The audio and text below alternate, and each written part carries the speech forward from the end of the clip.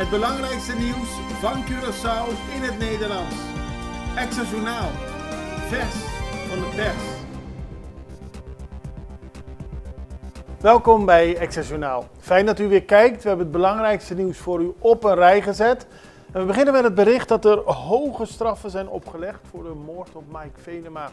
Dat heeft de rechtbank gisteren besloten. De Curaçaose rechtbank heeft 3 vrouwen en 2 mannen veroordeeld voor de moord op de Nederlander Mike Venema in 2018. De hoofdverdachte, Suyati M., kreeg 15 jaar gevangenisstraf, terwijl 18 jaar tegen haar was geëist. Andere betrokkenen kregen celstraffen van tussen de 12 jaar en 30 maanden. Alleen de Shakir C. kreeg jeugddetentie, 48 maanden, dus 4 jaar, omdat hij ten tijde van de moord 16 jaar oud was. Mike Venema werd op 12 september 2018 op gruwelijke wijze vermoord in een huis in Janszovat. En alle 5 betrokkenen waren daar voor een deel helemaal verantwoordelijk voor of dragen voor een deel de verantwoordelijkheid. Want hij is vermoord. Ja, eerst mishandeld, geslagen, geïnjecteerd. Toen hij uiteindelijk overleden was, hebben ze hem naar Sjoerd gebracht, in zijn pick-up gezet en die auto in het water laten rijden. En hij werd pas een half jaar later werd het lichaam gevonden. De Peter R. de Vries Foundation heeft meer dan een jaar geleden €100.000 uitgeloofd voor de tip, want het was een cold case geworden, deze zaak. En mede daardoor zijn de verdachten opgepakt en konden ze veroordeeld worden. Dwight Rudolphina tegenover Radio Mas in rechtbank. Dat is op de eerste plaats natuurlijk een hele treurige zaak, want Dwight Rudolphina is een zeer gewaardeerde collega die al heel lang het stemgeluid van Radio Mas vertegenwoordigt met zijn radioprogramma. Hij is verplicht op vakantie gestuurd eind vorig jaar en dat is tegen zijn zin. Daarom is hij naar de rechter gestapt. Dat leidde tot een zaak waarbij Rudolphina zegt dat hij gewoon wil werken en waarbij Radio Mas dat niet wil laten gebeuren. De rechter doet op 12 maart uitspraak. Het zou allemaal te maken hebben met de verkiezingen, omdat Dwight Rudolphina te kritisch over de verkiezingen was. De eigenaar van Radio Mas is parlementariër Djibi Doran van MFK. Maar wat er ook uiteindelijk zal voortkomen, de arbeidsverhoudingen zijn zeer verstoord. Zo zei Rudolphina ook nog tegen de rechter dat hij wel pensioenpremie afdraagt of van zijn salaris wordt ingehouden, maar dat wordt niet in een speciaal fonds geplaatst. Heel veel zaken kwamen naar boven tijdens de rechtszaak. Shelton Hato wil hogere straffen. De minister van Justitie heeft 2 wetsvoorstellen ingediend om hogere straffen mogelijk te maken. Het gaat onder meer om de maximum gevangenisstraf voor overvallen op toeristen. Die moet verhoogd worden van 4 naar 6 jaar, aldus de minister. En ook moet er een gevangenisstraf voor mensenhandel hoger worden neergezet. Ook van 4 tot 6 jaar. Het is nu de beurt aan het parlement om er naar te kijken. Maar de minister wil een boodschap afgeven aan iedereen die zich met dergelijke zaken bezighoudt. Dat er strenge straffen dreigen.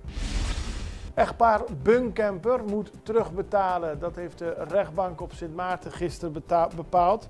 Het echtpaar Bunkamper moet meer dan 450 Antilliaanse gulden terugbetalen. Het gaat om een voormalig hooggeplaatste ambtenaar en parlementslid, Claudius Toontje Bunkamper, heel bekend op het eiland. En ook zijn vrouw, voormalige gedeputeerde en minister Maria Bunkamper-Morlanes. Ze zijn eind 2023 in hoger beroep al veroordeeld wegens fraude, corruptie en machtsmisbruik. Naar aanleiding van die uitspraak heeft het Openbaar Ministerie op Sint Maarten werk gemaakt van de terugvordering van het geld dat ze onrechtmatig hebben verkregen.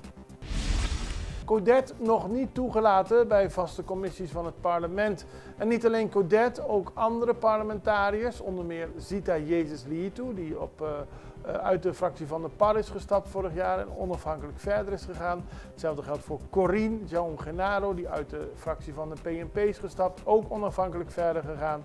Codet is de vervanger van Miguelangelo Lo Martinez, maar alle 3 zijn nog niet in een vaste commissie van het parlement geplaatst.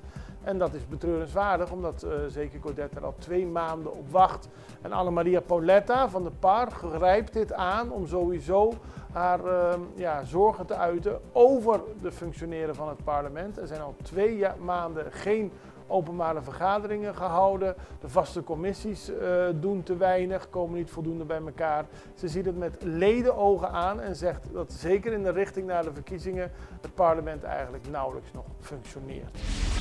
Subsidie voor Kunukuman, dat is mooi nieuws. De minister van Financiën, Javier Solvania, plaatste vandaag op zijn Facebookpagina een post dat Kunukuman een subsidie krijgt van 23.000 gulden voor de aanschaf van een truck.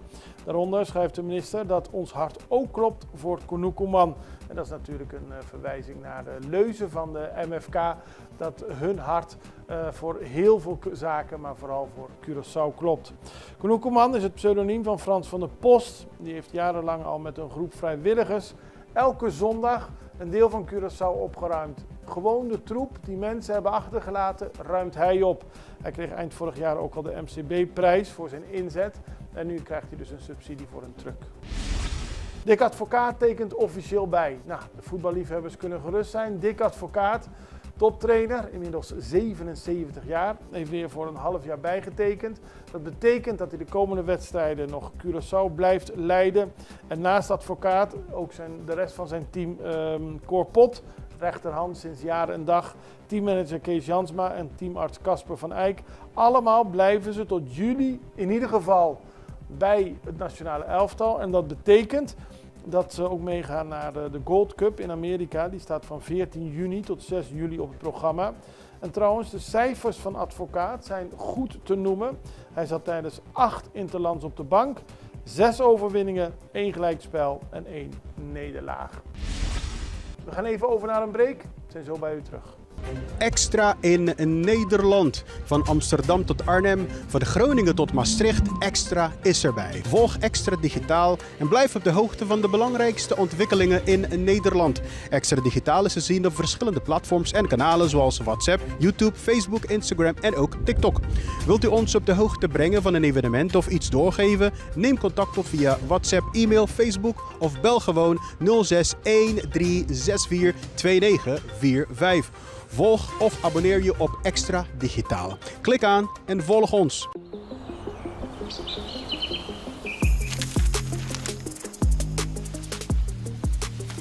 Welkom op Curaçao, een van de mooiste eilanden in de Caribiën. Een ware parel. En het is een eiland waar je van heel veel zaken kunt genieten. Van de natuur, van de zee, van het eten, van de mensen en zoveel meer. Curaçao is een eiland waar heel veel gebeurt op het gebied van politiek, cultuur, sport en zoveel meer. En Extra Journaal brengt het belangrijkste nieuws van Curaçao. Maar we hebben ook aandacht voor al het nieuws op Bonaire en Aruba en op de bovenwinden, Saba, Sint Maarten en Sint Eustatius. En we belichten al het nieuws van alle kanten. Het nieuws is duidelijk, actueel en vers van de pers. Extra Journaal, elke werkdag op Salto. Op Curaçao zijn we de hele dag bezig met het maken van Extra Journaal. Volg ons op je favoriete Amsterdamse zender, Tauro.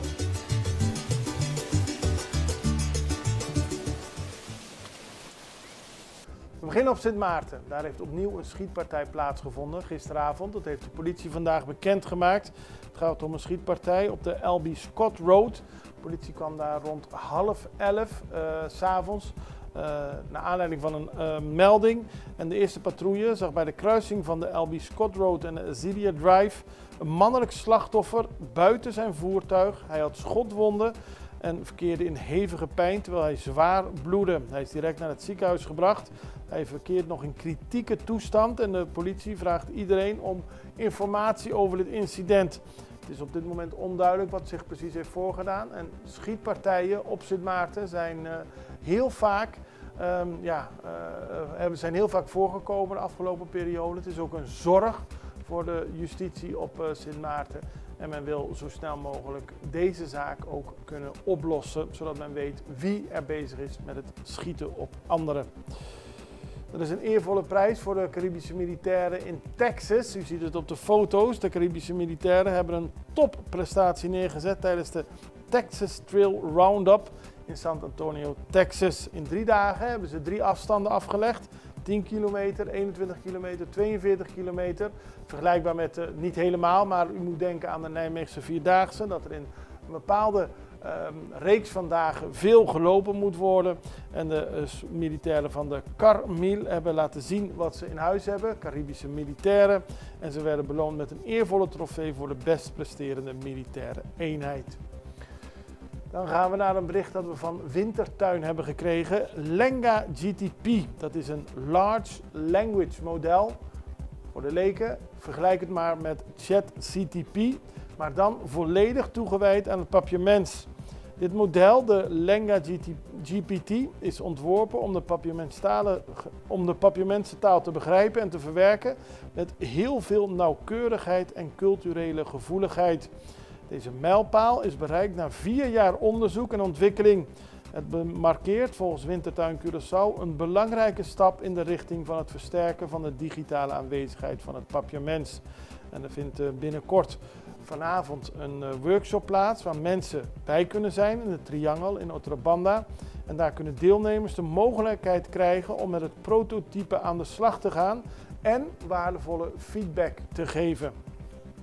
Dan naar internationaal nieuws, want er zijn in Argentinië verschillende manifestaties geweest met arrestaties.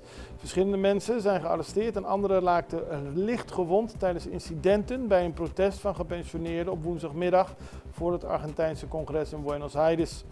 Al 8 jaar lang komen gepensioneerden daar bij elkaar om te demonstreren elke woensdag. Nu waren er veel agenten en leidde tot incidenten. De politie heeft pepperspray gebruikt. Er werd veel geduwd, er werden klappen uitgedeeld en er werden mensen gearresteerd.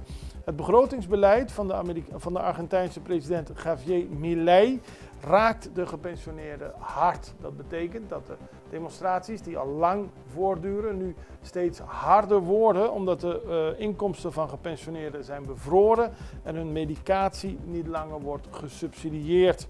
Bovendien heeft Milei een wet tegengehouden die hen een verhoging van 8% zou hebben gegeven. Dus de gepensioneerden in Argentinië zijn boos en hebben gevochten met de politie om hun onvrede kenbaar te maken. Milei is bezig met een rigoureuze opschoning, hoe je het ook wil noemen. Hij kort in alle overheidsprogramma's die er maar zijn.